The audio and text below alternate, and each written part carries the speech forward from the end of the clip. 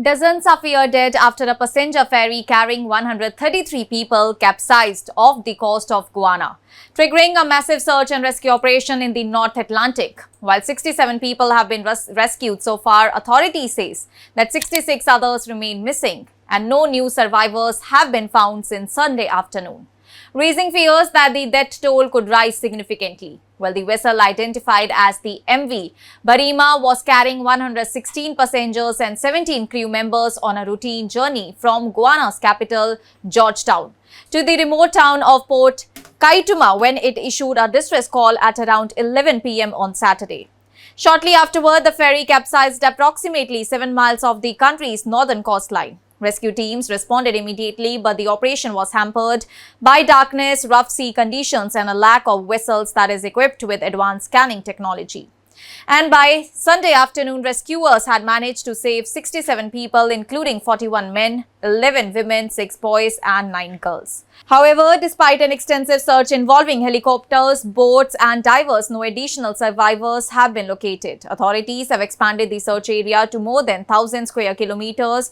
Oil and gas companies operating in the region have deployed vessels fitted with scanners, while government divers have entered the submerged ferry in the search for all those still missing.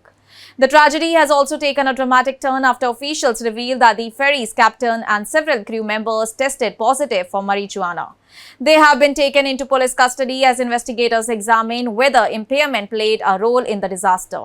Officials also discovered serious discrepancies in the ferry's passenger manifest. Several rescued passengers were not listed on the official records, raising concerns that more people may have been on board than initially believed. Authorities have so far classified 66 people as missing rather than officially confirming any deaths, and as the search efforts continue. One of the survivors, Leon Murray, described the terrifying moments before the ferry sank. He said someone suddenly shouted that the vessel was going down about 4 hours into the journey. Murray managed to stay afloat using a life jacket and was later reunited with his son, who had survived by clinging to a floating object. However, his wife, daughter, and 4 grandchildren remain missing. Speaking to the local media, he said that 6 of them are gone and the MV Barima, built in 1939, had undergone maintenance in 2024 and was scheduled for another inspection later this year. Notably, Guyana's Prime Minister Mark Phillips has ordered a full investigation involving the police, defense force and maritime administration.